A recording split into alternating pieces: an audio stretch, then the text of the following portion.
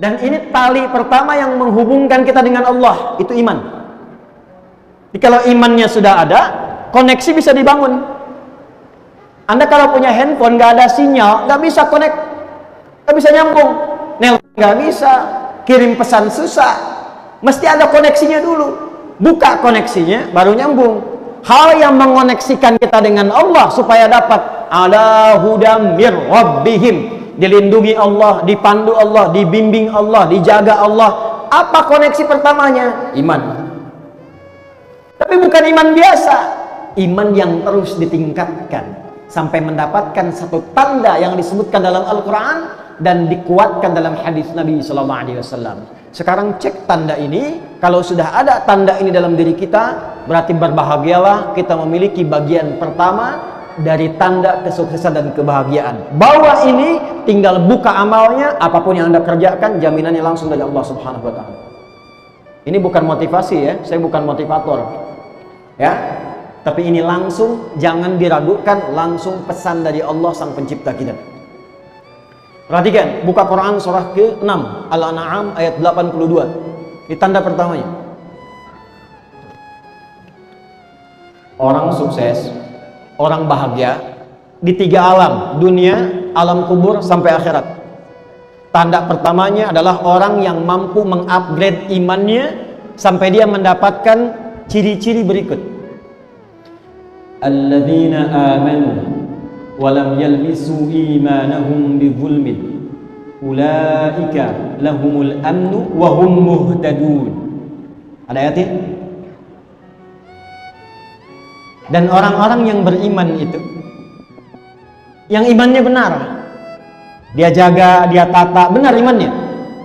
Perhatikan, ulaika lahumul amnu. Ciri pertamanya, orang yang terus meningkatkan iman, menjaga iman, kelihatan sekali orangnya tenang. Secara pribadi tenang. Bahkan ketenangannya digambarkan oleh Nabi Sallallahu Alaihi Wasallam dalam hadis yang diriwayatkan oleh Al-Imam Al-Bukhari, dan hadis ini ditempatkan di topik iman. Imam Al-Bukhari menulis kitab namanya Al-Jami' As-Sahih Al-Musnad Al-Mukhtasar min umuri Rasulullah Sallallahu Alaihi Wasallam wa sunanihi wa ayyamihi. Disingkat Sahih Al-Bukhari. Ada 97 topik di dalamnya. Pertama, kitab Bad'ul Wahyi. Kedua, kitabul iman. Ketiga, kitabul ilmi sampai ujungnya tentang kiamat dan syafaat. Nah, di tempat 2, topik yang kedua, kitabul iman, nomor hadis yang ke-16. Dan dikuatkan oleh Sunan At-Tirmidzi. Al-Imam At-Tirmidzi menguatkan di kitab sunannya nomor hadis 2624, 2624. Perhatikan kalimatnya. Kata Al-Quran, ulaika lahumul amnu. Orang yang imannya benar, terus di-upgrade, terus naik, gak bercampur ya dengan hal-hal yang mengotori iman sampai dipastikan dia mendapatkan kenikmatan iman. Maka yang pertama kata Allah, ulaika lahumul amnu. Dia mendapatkan ketenangan dengan imannya, tenang, nyaman. Apa ciri terlihat dari ketenangan imannya itu? Thalathatun man kunna fihi wajada halawatal iman. Ada 3 hal pokok yang kalau dia mendapatkan 3 ciri itu, dia mendapatkan nikmatnya iman. Insyaallah. 1, ayyakuna Allah wa rasuluhu ahabbu ilaihi min siwahima. Min siwahuma. Dia menjadikan Allah dan Rasul sebagai prioritas. Prioritasnya Allah dan Rasulnya. Contoh gini, dia mau makan nih, apa makanan yang dibenarkan oleh Allah? Yang halal misalnya, ya ayyuhan nasu kulu mimma fil ardi halalan thayyiban. Maka halal itu membimbing imannya. Karena itu ketika dia mencari yang thayyib, itu imannya disebutkan dulu. Quran surah kedua ayat 172. Ya ayyuhalladzina amanu kulu min thayyibati ma razaqnakum. Begitu dipanggil imannya, dia nggak mikir halal lagi, karena imannya langsung membimbing dia pada yang halal. Di orang yang imannya itu sudah melekat pada dirinya, yang prioritas itu Allah dan Rasul dia. Mau makan, dia nggak pikir yang haram, langsung yang halal. Mana yang halal? Lalu begitu akan makan, Dia ingat, dia cari bagaimana Nabi mengajarkan cara makan. Idza quddimat ta'amu khudh biyadika biyaminika ma yalik. Kalau makanan itu dihidangkan, ambil dengan tangan kananmu yang paling dekat denganmu. Samillah, sebut nama Allah, bismillahirrahmanirrahim, makan. Dia praktekkan. Dia mau jalan, dia lihat bagaimana Allah menyukai jalannya orang-orang yang dengan iman dia berjalan. Wa ibadur rahmanil ladzina yamshuna 'alal ardi hauna. Hamba Allah yang penyayang itu kalau jalan, jalannya bagus. Wa idza khatabahumul jahiluna qalu salama. Dia enggak ganggu orang. Dia naik motor, enggak usil sama orang. Dia naik mobil enggak merasa hebat. Dia jalan kaki enggak merasa tinggi. Dia hormati orang lain.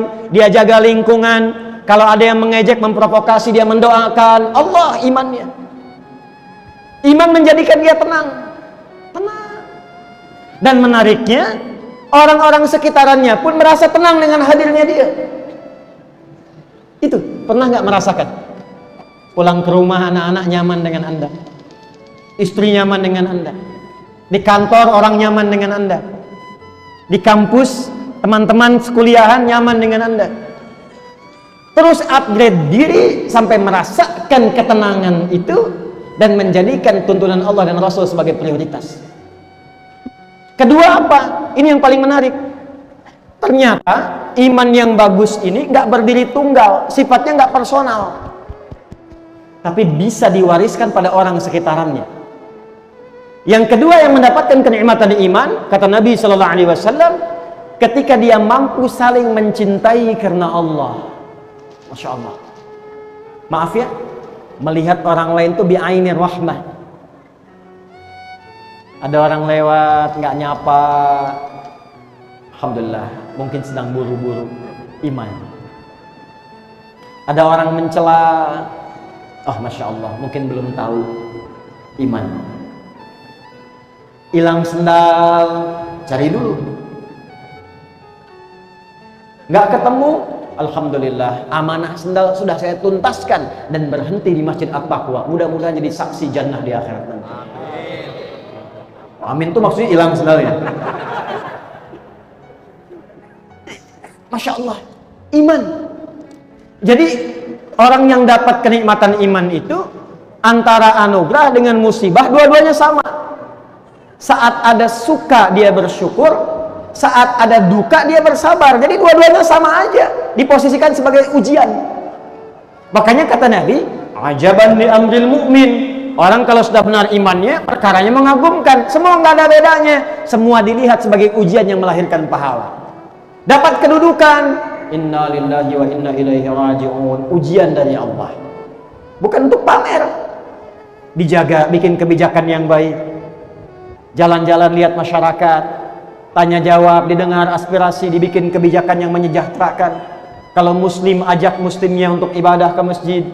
Tunjukkan keteladanan. Kepada non-muslim toleran, didengar aspirasinya, didengarkan, diberikan kebaikan-kebaikan, iman. Ikut kontestasi nggak terpilih, alhamdulillah.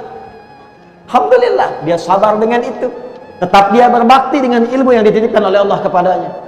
Jadi antara suka dengan duka, posisinya sama. Saat suka ada syukur, saat duka ada sabar. Semua ujian.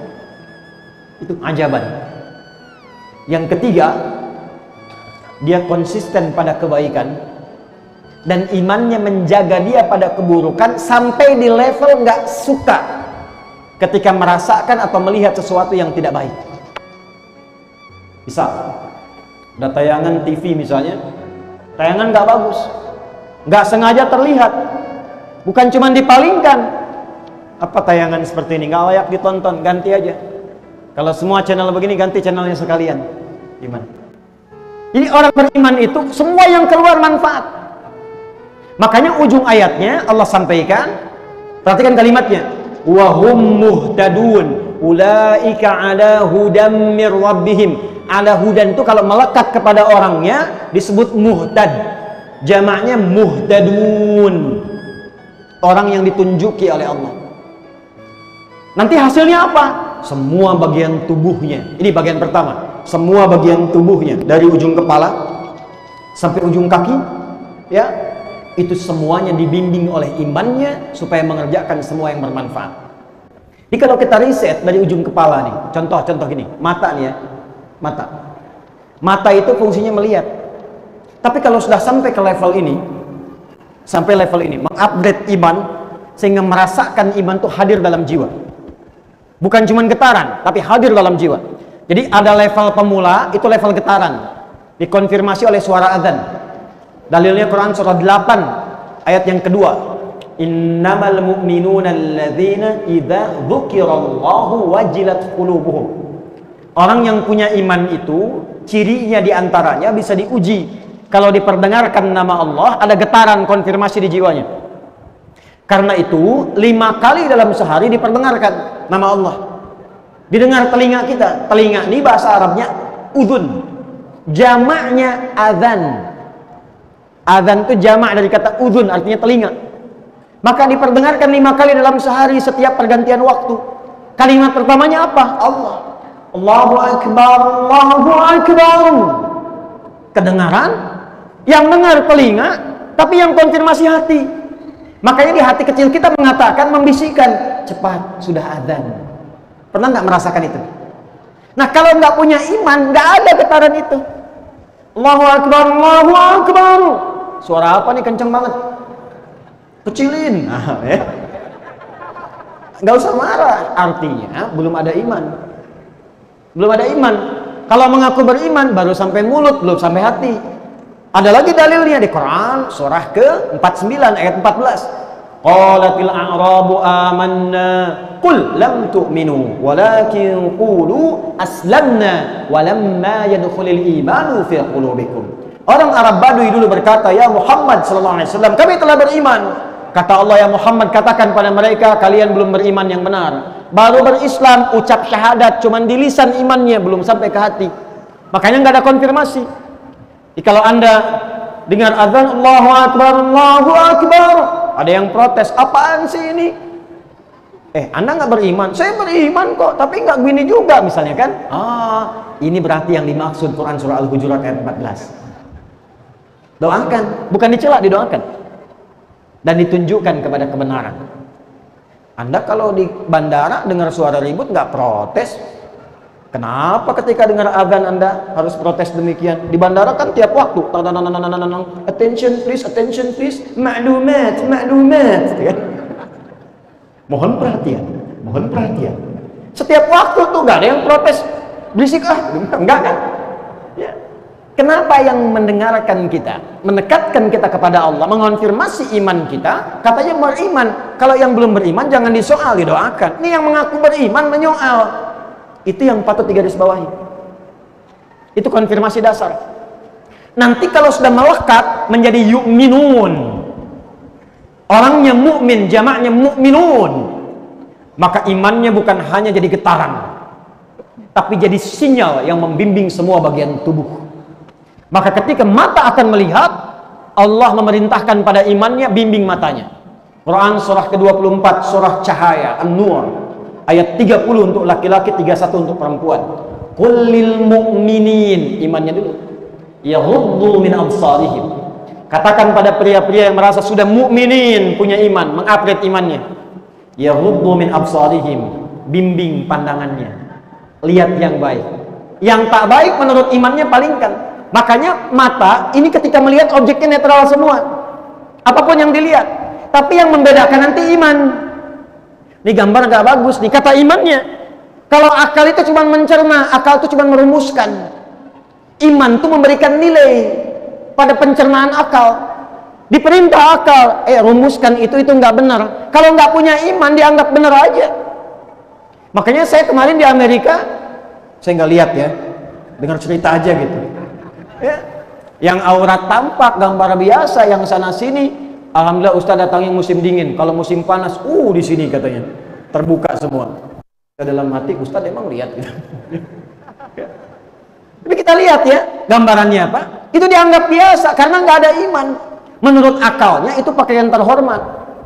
Menurut akalnya itu biasa. Menurut iman itu nggak biasa, mengumbar syahwat, bisa memancing maksiat, bisa menjadikan perilaku yang tidak normal nantinya.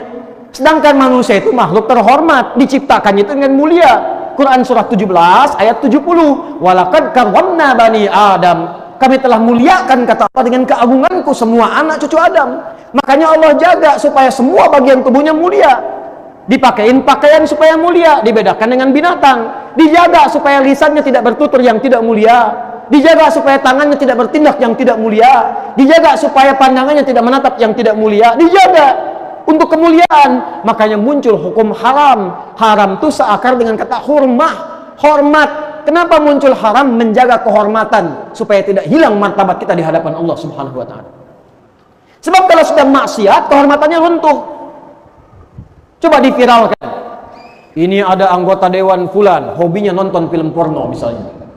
Terus viral, kehormatan Anda runtuh.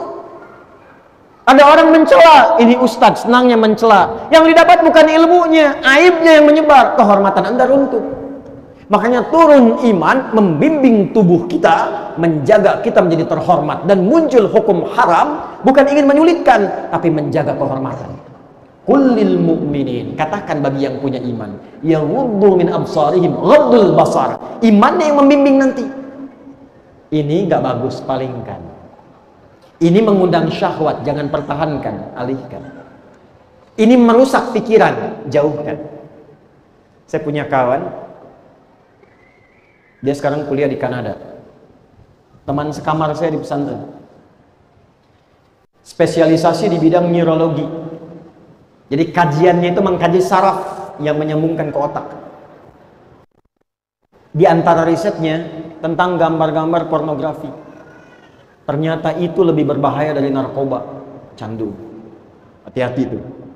Pornografi itu lebih berbahaya daripada narkoba dan langkah tangga pertama menuju LGBT. Hati-hati itu.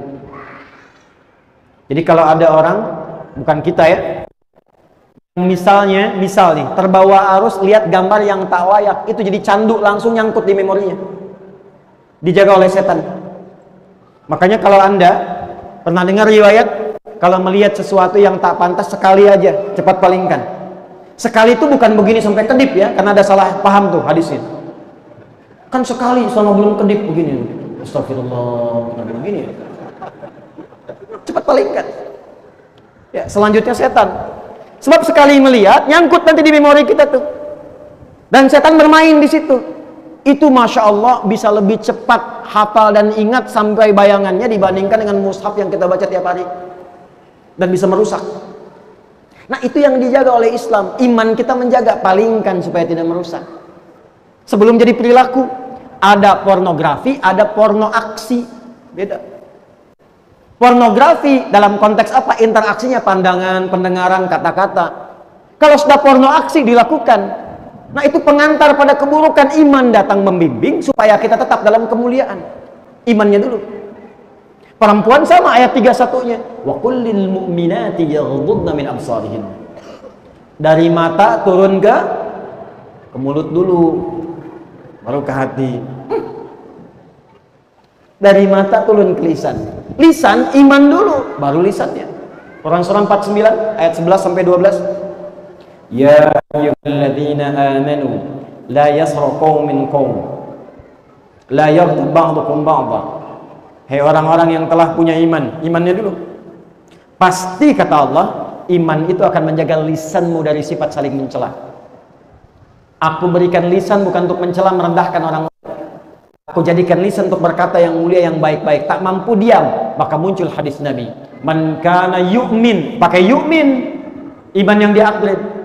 Man kana yu'minu billahi wal yaumil akhir falyaqul khaira aw liyasmut. Siapa yang mau mengupgrade iman, merasa beriman pada Allah dan merasa akan dihisab di hari kiamat kelak, falyaqul khaira, katakan yang baik-baik, aw liyasmut, kalau nggak mampu diam.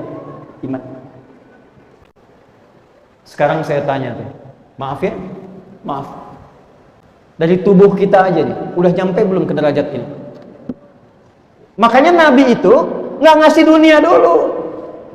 Apa Anda kira Abdurrahman bin Auf langsung kaya ketika masuk Islam? Tidak. Utsman langsung kaya? Tidak. Ali langsung pintar? Tidak. Abu Hurairah langsung hebat? Tidak. Bilal langsung kuat? Tidak. Yang ditata itu hatinya dulu. Karakternya dulu, karakter moralnya dulu, pribadinya dulu. Lewat iman ini, pendidikan iman. Makanya mereka menjadi tangguh. Dan iman itu dipertahankannya luar biasa.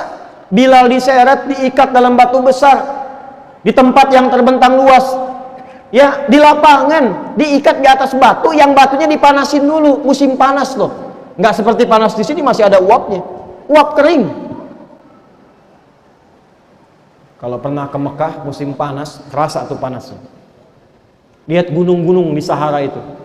Dipanasin batunya, ditarik, diikat di atas batu, dicambuk. Irtad, murtad kamu, keluar dari iman. Irtad. Apa jawabannya? Enteng aja. Ahad, irtad, ahad, irtad, ahad. Gimana tuh bisa pertahankan itu? Makanya sahabat sebelum sukses, sebelum bahagia, menyukseskan dirinya dulu dengan imannya. Mereka menjadi pribadi yang sangat tangguh. Abdurrahman bin Auf itu menukar dunianya untuk imannya. Kata orang-orang Quraisy, kalau kamu beriman pada Muhammad, ingin ikut hijrah, kami ambil semua hartamu. Silahkan ikut ke Madinah sana, ke Yathrib sana. Cuman bawa pakaian aja, jalan kaki. Dipertahankan, nggak apa-apa, saya berangkat. Iman. Sehingga yang terjadi apa? Kalau punya kedudukan jujur, disiplin, sabar, baik. Kalau punya harta dermawan. Kalau punya ilmu, luas ilmunya, berbagi dalam kebaikan, ikhlas menyampaikannya. Itu yang dibutuhkan tuh itu sekarang. Nah sekarang, jangan jauh-jauh dulu. Anda pengen kaya, menata harta, menata diri aja belum sanggup, pengen kaya. Alih-alih maslahat, jadi maksiat nantinya.